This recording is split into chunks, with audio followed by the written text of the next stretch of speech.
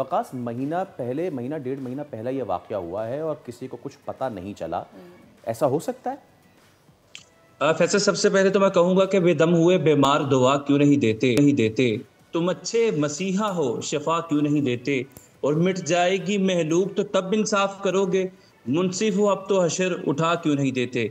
सबसे पहले इस कातिलाना, बागियाना, मुजरिमाना और फासिकाना इक़दाम की जितनी भी मजम्मत की जाए कम, और मजम्मत के साथ साथ कानूनी तौर पर, आइनी तौर पर इसकी जितनी भी मुरम्मत की जाए वो भी कम है। स्पेसिफिकली आपने जिस चीज़ की तरफ इशारा किया कि ईद से पहले का ये इंसिडेंट था, कल गुज़िश्ता रोज़ हमने ये देखा कि मीडिया ने, सोशल मीडिया के ऊपर ये वीडियो आती है और फिर जंगल में आग की तरह ये सारी चीज़ें फैलती है और फिर हमारा ज़मीर जो है वो जागता है। फिर बलूचिस्तान की हुकूमत का, उनकी इंटीरियर मिनिस्ट्री का ज़मीर जागता है, वहाँ की जो लॉ इन्फोर्समेंट एजेंसीज़ हैं उनका ज़मीर जागता है। लेकिन इससे पहले भी बहुत से ऐसे वाक़यात, हादसा, सानेहात रूनुमा होते हैं थ्रू आउट द ईयर। ख़ास तौर पे इन इलाकों के अंदर जहाँ पे जिरगा सिस्टम है, जहाँ पे ट्राइब्स हैं, उन रसूम-ओ-रिवाजात की बुनियाद पे इन मासूम बच्चियों को इनके गले घोंट दिए जाते हैं, इनकी ख्वाहिशात का कत्ल कर दिया जाता है। ये कोई एक केस नहीं है ये शीतल का, बल्कि आप थ्रू आउट ईयर एचआरसीपी की रिपोर्ट को, जो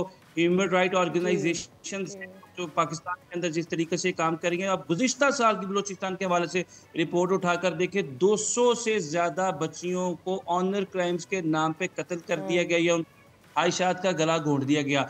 हाँ, अब ये 1 महीना पहले का ये जो है वो सारा इंसिडेंट था, और गुज़िश्ता रोज़ पे जब सोशल मीडिया पे ये चीज़ें आई, मीडिया पे चीज़ें आई, और फिर हमारी जो स्टेट है उसका ज़मीर जागा, और अब ये उम्मीद की जाती है जिस तरह हमारी वकास, मेरा सवाल तो ये है कि 1 महीना पहले ये वाक़या पेश आया, किसी को पता नहीं चला, मुझे इस बात पर यकीन ही नहीं होता।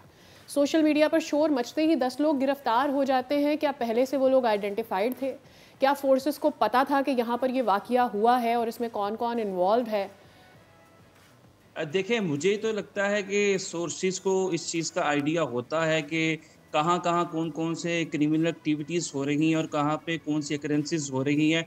लेकिन शायद एक बेनिफिट ऑफ डाउट उनको भी दे दिया जाए कि अगर उनके ये चीज़ें नॉलेज में नहीं थी, लेकिन पाकिस्तान के अंदर तो बहुत सारे ऐसे वाक़यात जो है वो ट्राइबल एरियाज़ के अंदर होते हैं, और हमारी जो लॉ इन्फोर्समेंट एजेंसीज़ है, आईन पाकिस्तान के तहत उनका काम इज़्ज़त, आबरू और माल जान का तहफ़्फ़ुज़ करता है। हर वो शख्स जो किसी खातून की, किसी बेटी की, किसी माँ की इज़्ज़त को तार-तार करता है, उनको गोलियाँ मारता है, उनका कत्ल करता है, उनकी जान लेता है, तो इज़्ज़त, आबरू, माल जान का तहफ़्फ़ुज़ करने वाले उन लोगों को सलाखों के पीछे लेके जाएँगे, एक इन्वेस्टिगेशन करेंगे, स्ट्रॉन्ग प्रोसिक्यूशन करेंगे, उनको कॉन्विक्ट कोर्ट ऑफ लॉ से करवाएँगे, और जो स्टेट का काम है कि आँख के बदले आँख, जान के बदले जान, और वो दांत के बदले दांत, वो स्टेट की रिट को इंश्योर करवाएंगे। ठीक है वकास।